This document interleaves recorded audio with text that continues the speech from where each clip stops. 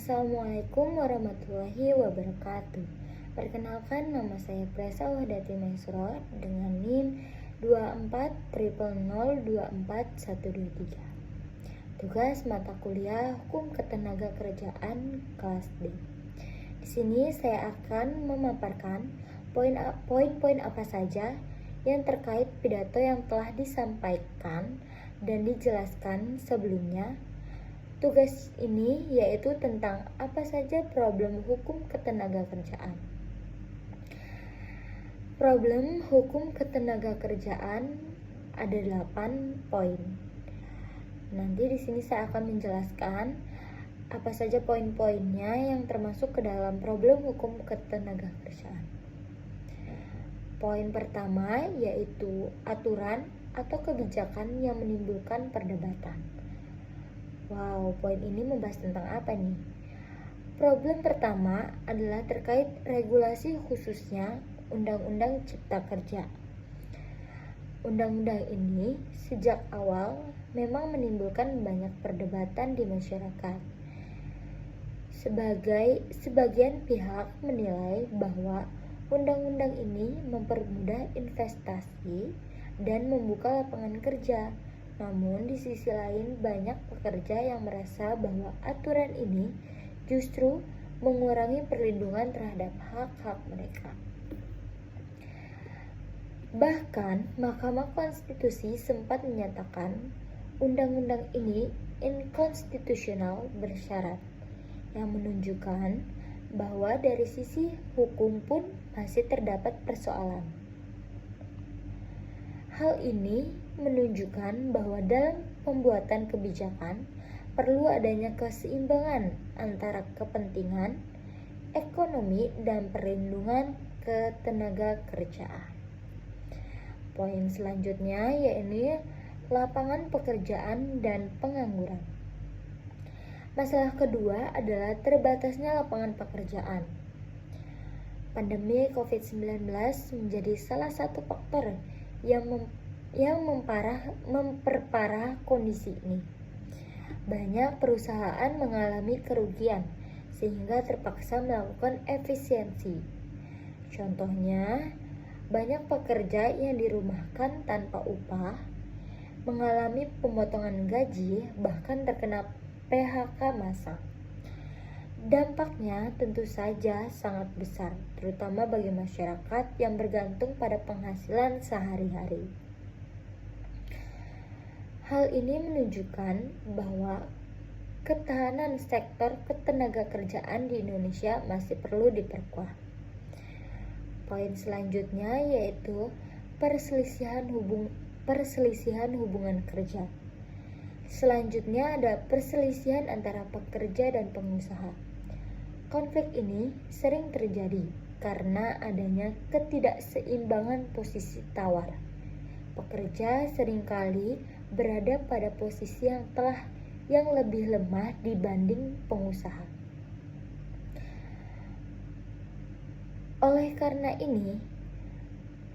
itu, negara memiliki peran penting sebagai penengah, baik melalui regulasi maupun pengawasan. Jika tidak ditangani dengan baik, konflik ini bisa berdampak pada produktivitas dan stabilitas pengusaha. Poin selanjutnya yaitu pekerja perempuan. Problem berikutnya berkaitan dengan pekerja perempuan. Isu yang sering dibahas adalah mengenai cuti melahirkan yang lebih panjang. Di satu sisi, ini yang penting untuk kesehatan dan ibu dan anak. Namun, di sisi lain, ada kekhawatiran bahwa kebijakan ini justru membuat perempuan kurang diprioritaskan dalam dunia kerja.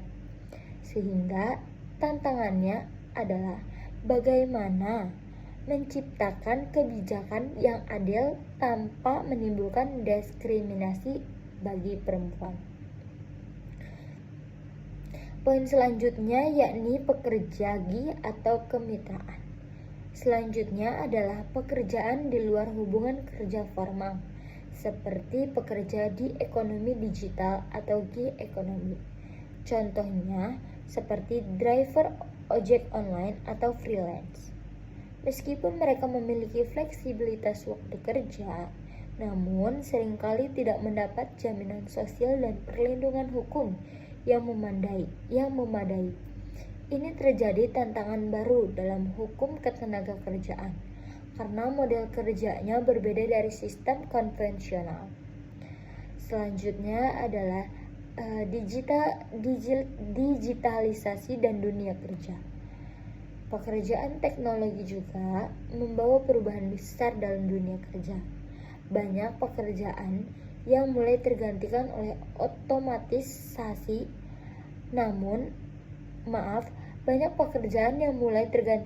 otomatisasi, namun juga muncul jenis pekerjaan baru. Masalahnya adalah tidak semua tenaga kerja siap menghadapi perubahan ini. Sehingga diperlukannya regulasi dan kebijakan yang mampu mengakomodasi perkembangan digital tanpa merugikan pekerjaan. Poin selanjutnya yakni kualitas SDM. Nah, ini juga menjadi salah satu problem yang sering terjadi nih. Masalah berikutnya adalah kualitas sumber daya manusia. Saat ini masih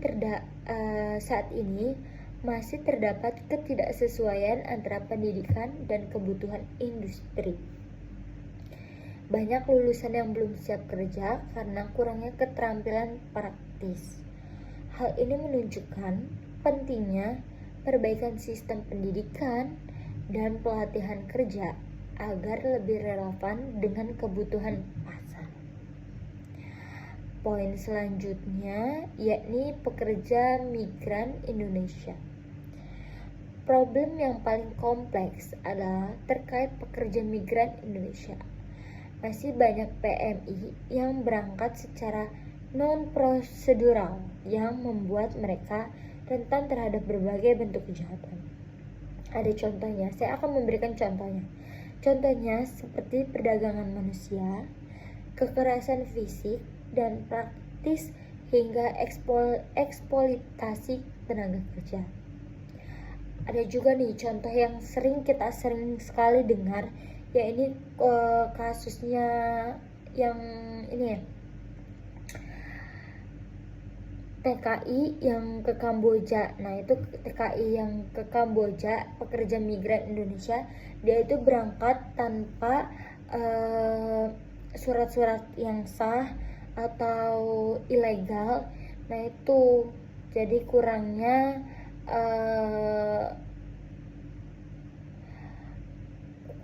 perlindungan hukum terhadap mereka yang menjadi migran. Nah, hal ini membuat perlindungan hukum terhadap mereka menjadi sangat terbatas. Tidak hanya itu, sebagai besar PMI juga belum terdaftar dalam program jaminan sosial seperti BPJS Ketenagakerjaan. Padahal, jaminan sosial ini sangat penting untuk memberikan perlindungan jika terjadi resiko kerja. Oleh karena itu, isu PMI masih menjadi salah satu perhatian utama dalam problem ketenagakerjaan. Mohon maaf, tadi saya di awal menyebutkan poinnya ada 8, dan ini saya menambahkan poin satu lagi. Jadi poinnya ini ada 9. Poin yang terakhir yakni membahas tentang jaminan sosial. Terakhir adalah masalah jaminan sosial pekerja. Masih banyak pekerja yang belum mendapatkan perlindungan yang layak. Padahal, jaminan sosial sangat penting untuk menjamin kesejahteraan pekerja, terutama dalam kondisi darurat seperti kecelakaan kerja atau kehilangan pekerjaan. Pemerintah sebenarnya sudah melakukan perbaikan regulasi, namun implementasinya masih perlu ditingkatkan.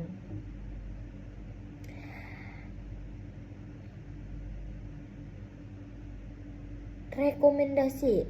Ada beberapa rekomendasi yang dapat dilakukan, antara lain: pertama, meningkatkan kualitas SDM sejak dini. terutama di daerah yang banyak mengirim pekerja migran.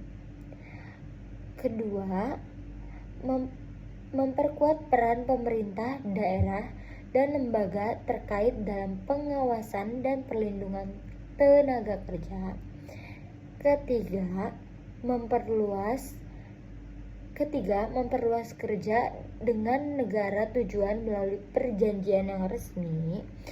Keempat, memastikan bahwa investasi yang masuk juga menciptakan lapangan kerja bagi masyarakat lokal. Dan yang terakhir, penegak hukum harus dilakukan secara tegas, terutama terhadap praktik korupsi dan pelanggaran dalam sektor ketenagakerjaan.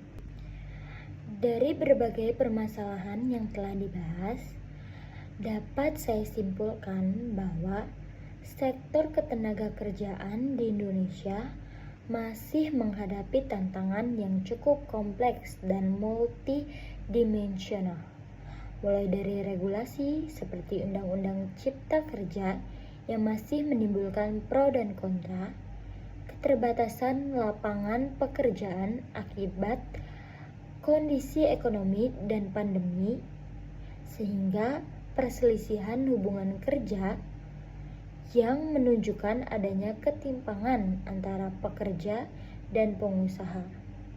Selain itu, munculnya isu baru seperti pekerja gig, digitalisasi, dan rendahnya kualitas sumber daya manusia semakin menegaskan bahwa dunia kerja terus berubah dan membutuhkan penyesuaian kebijakan yang cepat dan tepat.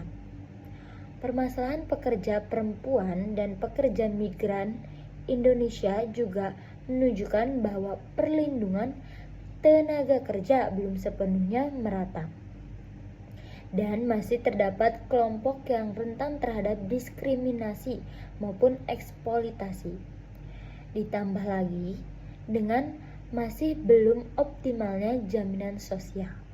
Hal ini menunjukkan bahwa sistem ketenagakerjaan kita masih perlu diperkuat, baik dari sistem regulasi, implementasi, maupun pengawasan. Oleh karena itu, dibutuhkan sinergi antara pemerintahan, dunia usaha, dan masyarakat untuk menciptakan sistem ketenagakerjaan yang adil, inklusif, dan berkelanjutan.